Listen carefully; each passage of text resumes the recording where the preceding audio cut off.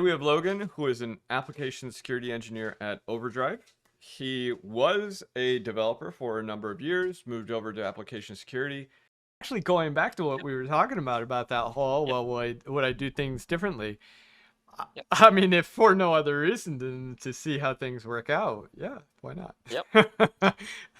If my son had us watch a show called ReZero, Return to Start from Zero or something like that. It's a Japanese anime. I really liked that. I lived in Japan during the time of Dragon Ball Z and Sailor Moon, and so anime was all the same thing to me, and it wasn't. I mean, there some of it I really enjoyed but after that many years of it, you kind of get a little tired of it because a lot of it's the same thing. Yep.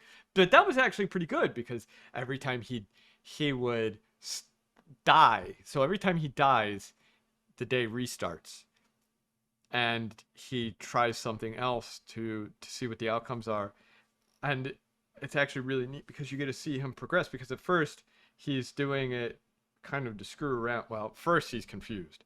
Then he starts doing it to screw around and maybe see how he can benefit himself. And then he eventually starts to become more and more selfless. I hope we would all do it in a more and more selfless manner. But I think. Yeah, that's actually so one of the things I read are just various web serials. Mhm. Essentially, a lot of stuff that authors write, put it up on a website for free, and then later try to get published on Amazon. One of the stories, I think it's called Mother of Learning, which is complete, is actually exactly that. It's very much so that character, he's trapped in a loop. Every time he dies, he goes back to the beginning. Interesting. But it was very well written, and it sounds a lot like that. I think you'd probably enjoy it. Yeah, that sounds like that'd be great. I really loved ReZero. Yeah, now it is a more fantasy setting, so So it's was basically this. like it. Yep, yeah, it's a magic university is the primary setting. Okay, well, this wasn't a Uh, magic university, but there was yep, magic involved. yep, yeah. Well, I'll So, give you a spoiler. There is in fact magic involved. oh, that sounds fantastic. I will definitely have to look into that. That But would be yeah, great. I think like it did a very good job of doing things like say managing relationships. Yeah. Right? Because if you're in that time loop, like especially since he wasn't limited to a single day or whatever, he Right. could go some time before dying and resetting the loops. Well, how do you manage relationships, right? The girlfriend you've had for the last 3 months, she has no idea who you are.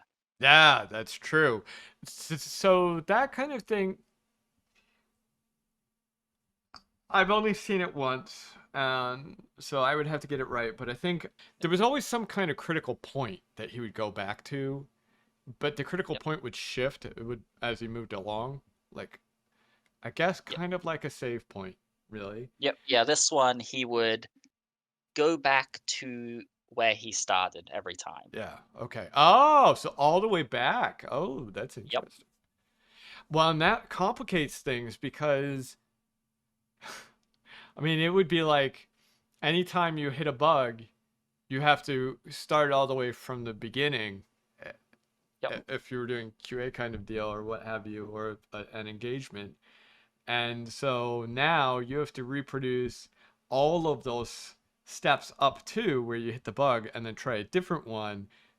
That makes it harder to hit all the possible permutations as you move along. That's a yep. little more complicated. Yep. Yeah. So yeah, like I think it's great. It's well written. It an excellent story. I think it's published as a novel as well. Hmm. But yeah, like I had fun with it. It sounds like you probably will as well. Yeah. I like that stuff. I'll tell you, I love science fiction. I love. Okay, so I'm going to ask you a tough question. Is fantasy and science fiction to you, or are they separate? On yes.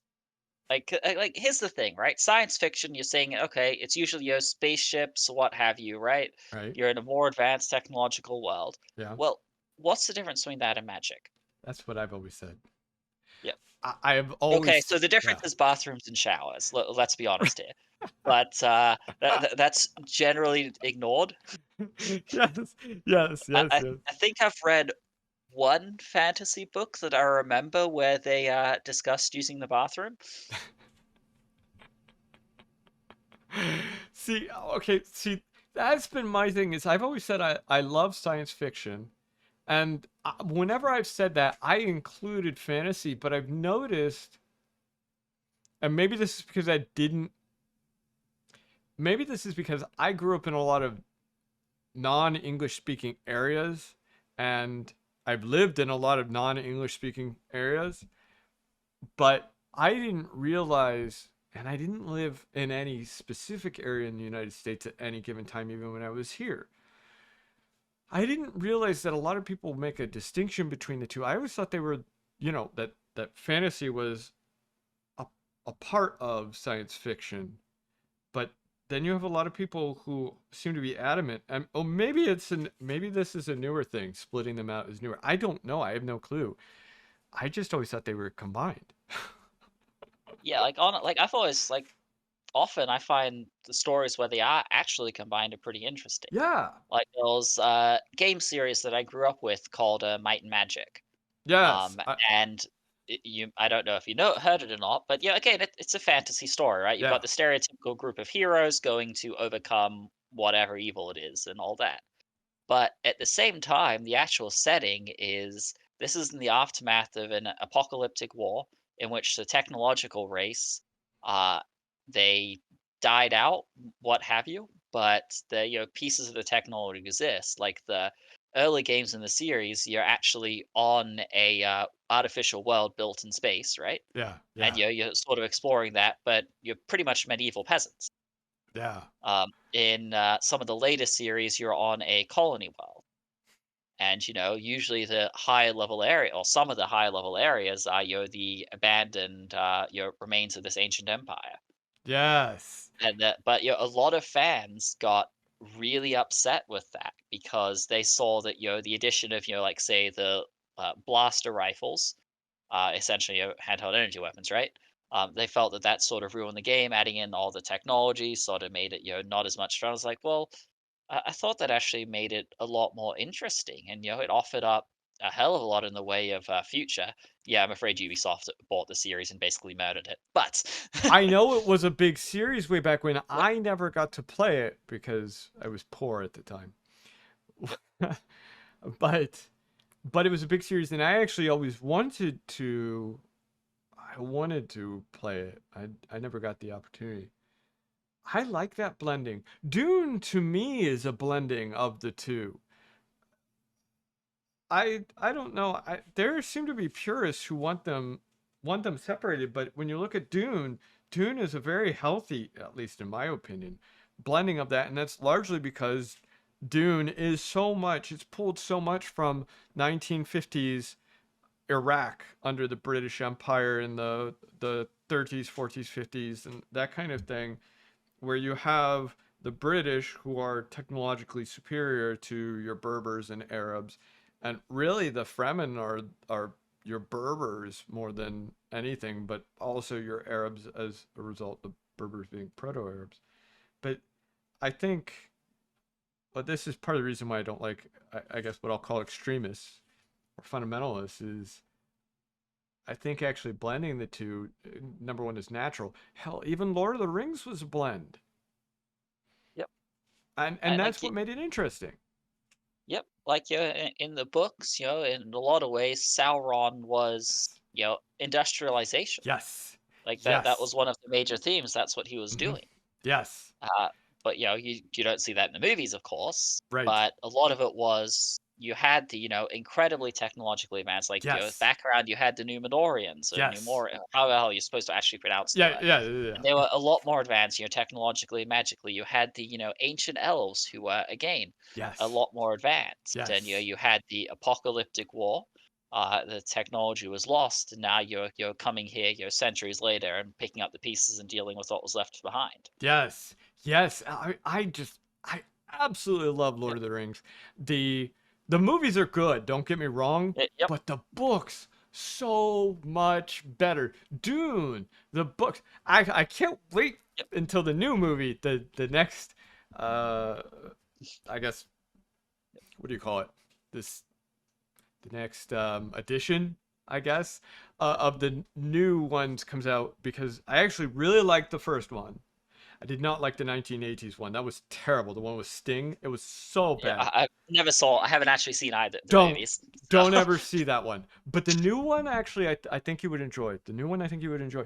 But I loved the books. I love Dune. I love Ben Bova. Ben Bova does heavy mixing of that fantasy and sci-fi, but he also brings mystery into a lot of his. He has a lot of like I'm going to say whodunit, but it's not really a whodunit, and a large part of it brings in, when you read what Tolkien wrote, you get that heavy. I'm going to say anti-industrialism or anti-industrial revolution penchant coming in from one aspect of it, because that's really what the hobbits represent. They yep, were, and the elves for that matter, right? The yep. elves, of course, are ancient Rome or an ancient society, depending on how you look at it, and they believe them. Well, they're highly racist. They believe themselves to be better than everyone. Yep. To be fair, in the law they were, Yes, they were. but which is why everybody basically hated their guts, like say Exactly. the dwarves. Yes, right. That's exactly right. They were supremacists. Now, did they have Yep, good reason? Yeah, sure. They were awesome. yep. But But the Hobbit, they very much so for the movies. Let's just say that they, I'll say, whitewashed a yes. lot of that.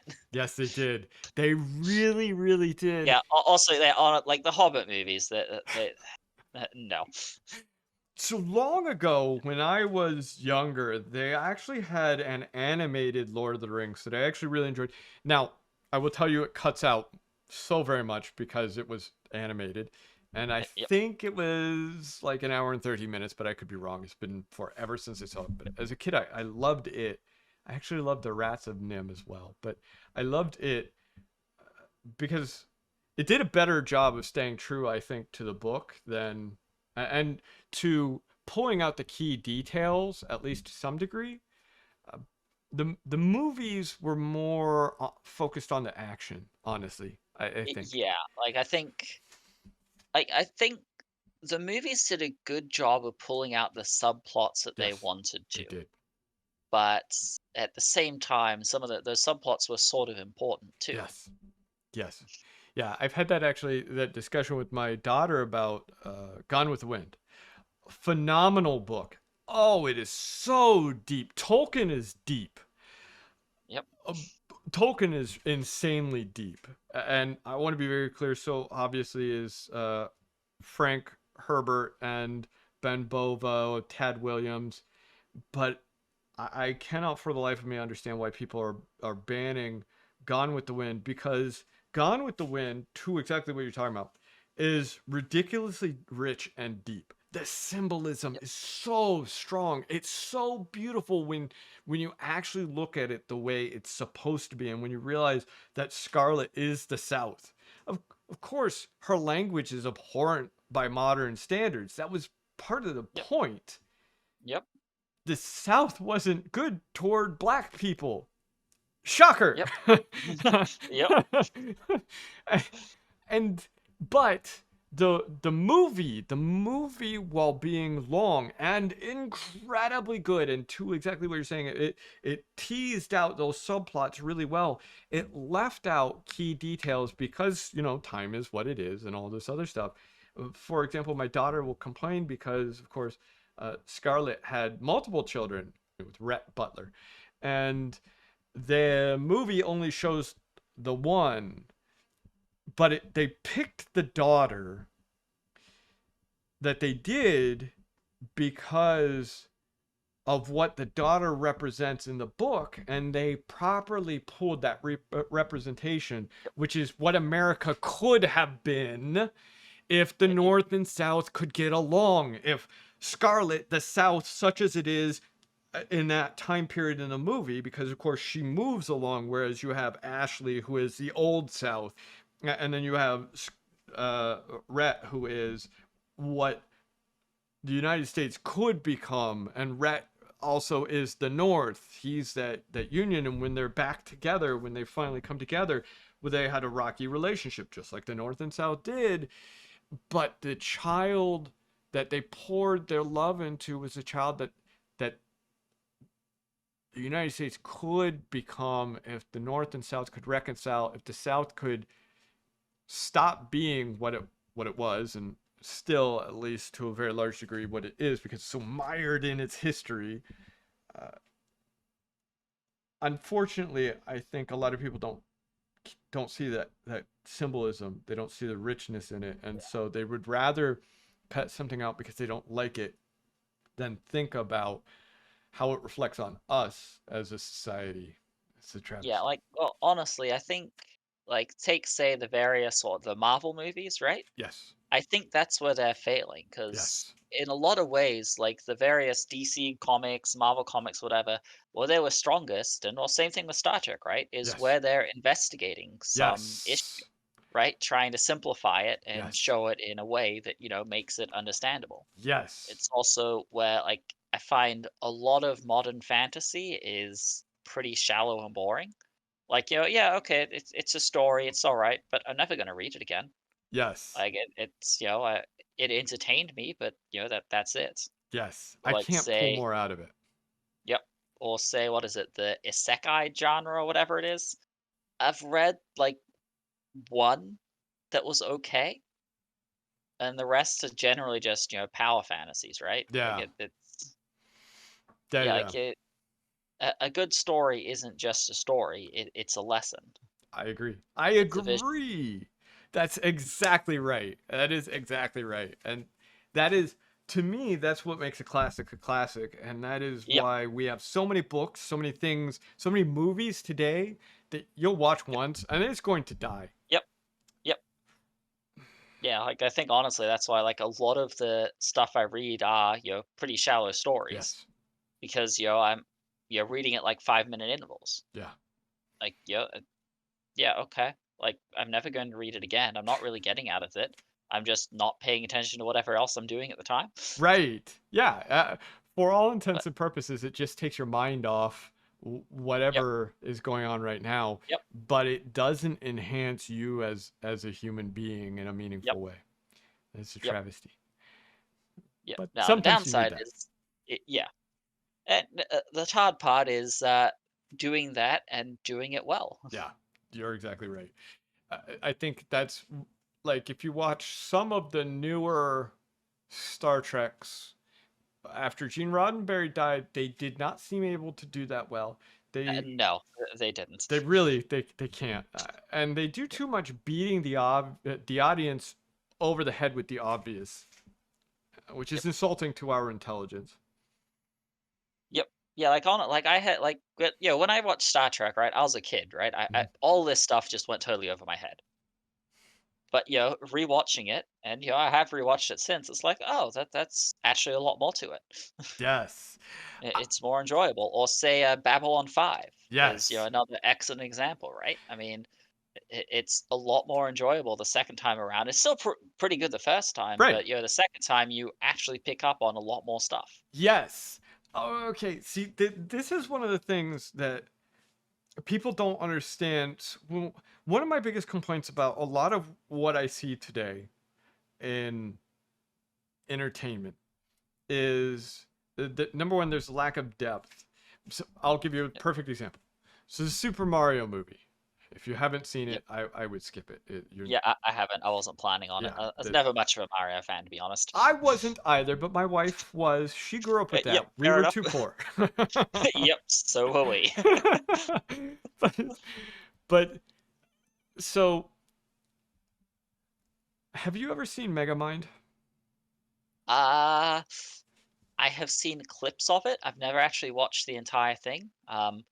I started watching it and then stopped, You and then don't never have continued kids, it. so that makes No, sense. I don't. Yep. And that's definitely not a slight on you. I'm just saying it makes Yep. sense. I wouldn't have expected you to. I'm actually surprised that you've seen any of it at all.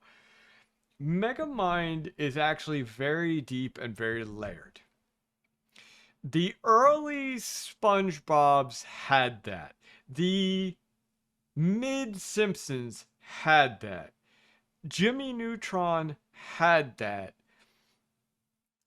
Star Trek, the original, Deep Space Nine, Next Generation, they had that. I could sit children down and watch it, and they would watch it, and they would be entertained, and we would be. And Futurama had that. Yep. This Futurama was pretty fun. yes. Yep. And my son, my eldest son, before this new season started coming out, we've watched Futurama many times, but he's gotten older and older and older. And, now he's taken physics classes, engineering classes, all this other stuff, and he started to realize, as he advanced through his academia, all of the jokes he wasn't getting before. Like, they have so many physics-based jokes, math-based jokes, and he's come to appreciate it, and he laughs at it, and he's like, I was laughing before, but for a different reason. And that's the thing about good shows is that's how you make the show that stands the test of time. Yes, that's exactly right. The entire audience watches it and loves it. The Super Mario show, I watched it and I said, yeah, that was terrible. The little kids, the 8-year-olds behind me, absolutely loved it. They declared it the best movie they'd ever seen and the best movie of all times. I could, in jest, go through and do some poking of ageism and be like, whoa, but you only have 8 years. But so stupid. Yep. But what it really shows is the difference between mediocre writing and great writing. Great writing, you can span all of these age groups, and everyone's watching it. I mean, all of these educational groups and experience level groups. Like, I know for a fact there are plenty of jokes in Futurama, for example, that an electrician would get that are absolutely hilarious, that someone who's never done any of that kind of stuff, they just wouldn't get, or the plumbers would get that other people would. It's that layering. So you watch it and you're like, oh, that's really good. It had something for everyone, and it was brilliant in its own way. I wish we had more writing like that, but I guess if we were that good at it, then maybe it would get boring. I don't know. Maybe we I think the volume of stuff they're producing now is part of the problem, because it's very formulaic. Yes, it is. It is. Like, what was it? I think the Wheel of Time. It was the Halo TV series. Like, again, they're both fictions, that they can be pretty deep at times, much more so in the novels than in the actual things. But the actual shows they produce weren't that. They were essentially formulas that they stuck together. Yes. And they weren't. Yeah. Yes. And that's why they did badly, honestly. Yes. They lost the core of what made those series good. Yes, that's exactly right. That's what happened to Star Trek after Roddenberry died. That people tried. Honestly, Simpsons fell into that same thing. It's the rhythm, and they don't want to change anything up because they don't want to try anything, because trying things is risky, and that is why all the Marvel movies are the same. Yep. All of them. Yep. All of them. Yep. And again, you have, like, what was it, Star Trek Voyager, which is sort of that. Like, don't get me wrong, like Voyager, Enterprise. I haven't actually watched the new ones. Like, they had some good episodes in there, but the vast majority of them were just kind of bad. Yes. Yes. Yes, and they fall into the Dragon Ball Z trap of the whole leveling thing, and then Yep. Yeah, it's another genre I see way too much of. Oh, you have a magic system that imposes levels on everyone and all that. It's like, no, I don't care. It doesn't matter. It's what does your character do? It's not relevant to. Okay, it's usually not relevant to the story. Yeah. It's just a thing to make people see numbers go up. Yes. And it's like, well, okay, but can't you communicate that via writing? Yes. Yeah, you're exactly right. Level 999. I'm like, really? We have to go that far? Yep. Yeah, so is always the thing that get like it's always funny comparing like your a lot of the Japanese leveling systems to say more European ones. So the Japanese they're going to go to 99, they're going to Yep. go to 999, what have you. Americans, 10, 20, that's it. But the levels themselves are often a lot more meaningful. Yes. Like like Japanese games, difference between level 98 and 99, nobody's gonna notice. Yes. Like Yes. a lot of the European ones, which are mostly based on D&D from what I've seen, difference between say level I don't know 4 and 5, that's pretty significant. 5 Yes. and 6, again, it matters. It makes a big difference. Yes. Depending on the character in question, of course. Some levels just kind of suck. But I think a good example of that, of course, is Divinity that we're playing. yep, Divinity is a perfect example of that. I mean, when we went from 16 to 17, every single time we level, it's a huge deal because I get a new, I get to, up my huntsman it, or what have you, and that yep, matters a yep, it does. lot. Yeah, I would say the most significant levels in Divinity are 1, 4, 8, and I think it's 15. But those are the levels at which you unlock the next tier of skills and Right. abilities. Yes. Because in a lot of ways, like until you hit level 8, it's very difficult to play as a particular class Yeah. because you just don't have enough abilities. Yes. But once you get there, you've got enough flexibility that you can actually play the game. Yeah, that You, was your core. not not to give excuses because there were a lot of reasons why I sucked as a thief initially. But that was one of the big things as a thief was it took a while before I number one before I understood Yeah, we how did it not worked. do a good job of explaining things. Like, we sort of tried, but we could see you weren't getting it, and we just sort of ignored it. And then I finally it starts to click and I'm like, okay. And I'm understanding, okay. But then we start getting higher and higher. So now I'm wearing, gloves and things that let me boost to Thief 6. So now I can take good stuff. And Yep. I'm realizing because actually to something we've discussed before, because I don't see color right. I could not see when when the interface was telling me I couldn't take more because I Yep. would get caught. I could not tell. I mean, and Ah. how Yep. can you explain to me, well, Daniel, when it looks like this, you can't take more? And I'm like, oh, that's not useful to me. I don't see what, it's Yep. like orange to red or something. And I'm like, I don't see either of those Yep. two to begin That with. wasn't the taking more. That was the targeting. Like we knew that like Right. you occasionally shoot an ability and miss, right? Right. Like Yes. honestly, like I figured that you were mousing around trying to find the perfect shot. You thought you had it, but you clicked a bit early or whatever.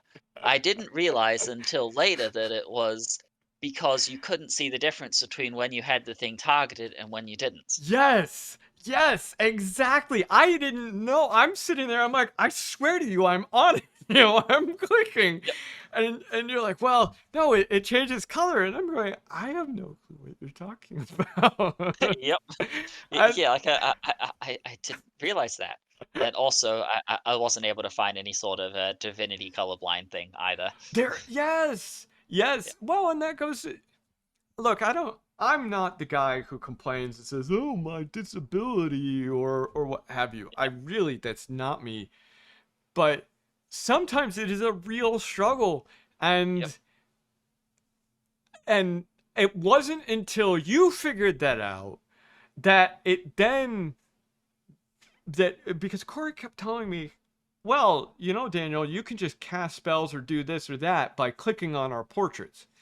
I mean, and yep, that I'm going, well, but why would I do that? I can just click on you on here, but it doesn't always work. So yep. I'm you, and Yeah, like look, I hate to break it to you, but I'm afraid that I click on the map as well. I don't use the portraits ever. right. Well, because to me that's more interactive. I feel like I'm more a Yep. part of it, and it makes sense. And but yeah, so now I'm going, okay, all right, well, in general, I won't click on the portraits, but if it's something really important like healing or Yep. if two characters are really close to each other, that's especially when I would have a problem. Yep. Like you saw, what did I think I hasted or something the enemy Yep. a It few hastes me different up a few times. times, which is Yeah. always fun.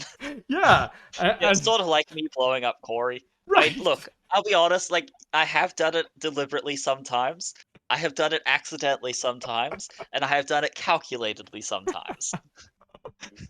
Oh, and then But, I will tell you, I didn't know enough to do it calculated or deliberate. I was yep, honestly, I'm like, I swear, I didn't click on that guy. I was clicking on you. yep. No, and so is in the way, and I'm like, how would I know this? Oh well, look at the color of it. That doesn't help me. Yep. Yeah, and that I think that's also something that Corey may have missed with, targeting via faces. Like, if you're doing haste or something single target, that works perfectly. If you are doing something pathing, then Right. there may well be something in the way, and that's where being able to move the thing around and see whether or not it actually hits the target or not matters. Yes. Yes, and But I think that's I'm the big thing that I learned yeah, from that too is you're right. That I have the portraits, but I also need to make certain that I reorient the battlefield and all this so that yep, I can see it clearly because otherwise I'll be going, what do you mean he can't?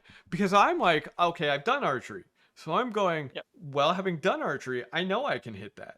It's called you yep, just like that, and yep. but no, they don't think that way in the game. Yeah, that's actually one of the fun things about, the ice magic, right? So some of the abilities are straight line. Yeah. Others use ballistic courses, Yes. and others are just, directly impact the area. So it's a case of, well, which one lets me dodge the obstacles? Yes. Yes. Although, I really like that game. yep, it is a pretty great game. But it's been so I'll tell you, having never played that game before, it's been a lot of fun. It's been a lot of fun playing with people who have played it.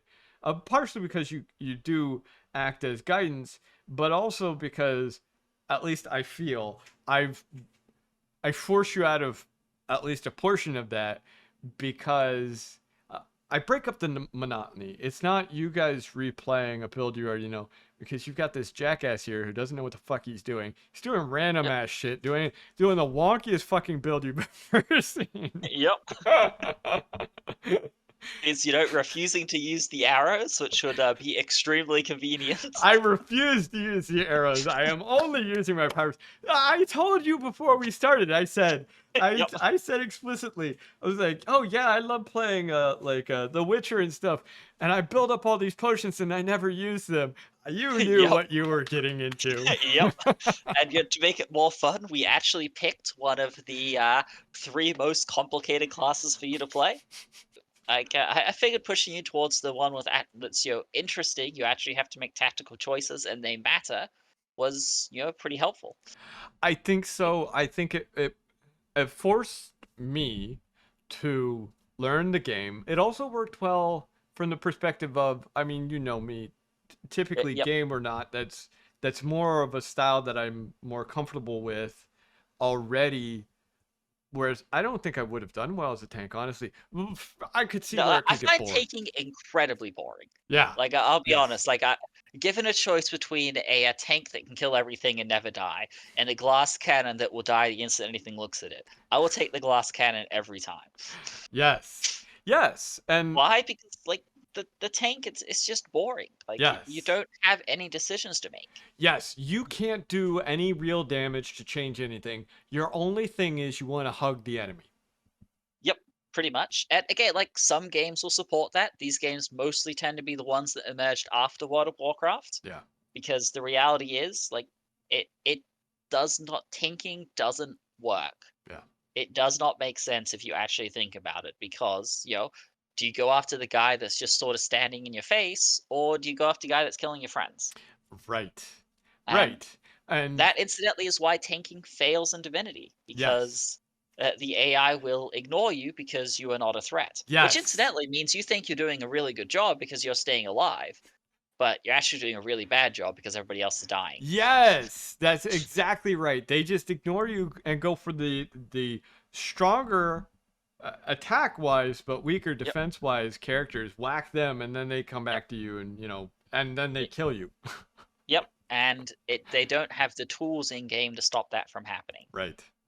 That's exactly right. That is exactly right. And the interesting thing about that to me is that is an actual accurate reflection of real life because in real life, that's what you would expect to do. That's why in martial arts, for example, they teach you can't just sit there and defend all the time. You can't. You'll lose No. every time. Yep. That's part of the problem with what the West was pushing on Ukraine. You can't have Ukraine just sit there and defend all the time. No. They will lose. You will eventually lose. Your defenses will eventually get penetrated, and you will lose. At some point, you have to take the fight to them. Yep. Or like like honestly, I think the StarCraft campaigns do this pretty well. Yes. Like, I mean, it's like there are plenty of scenarios where your mission is basically, hey, stay in place, don't die. Yes. You want to make the mission easy? You kill the enemy first. Yes, that's exactly right. That is exactly Same right. thing, given a choice, like in any sort of strategy game, I will try to be, I suppose, defensive as far as operational deployment go, but as offensive as possible Yes. strategically. Well, thank you so very much. I hope to see you again. Please, if you like this, make sure you like, comment, subscribe, and we hope to see you next time. Have fun. Yeah.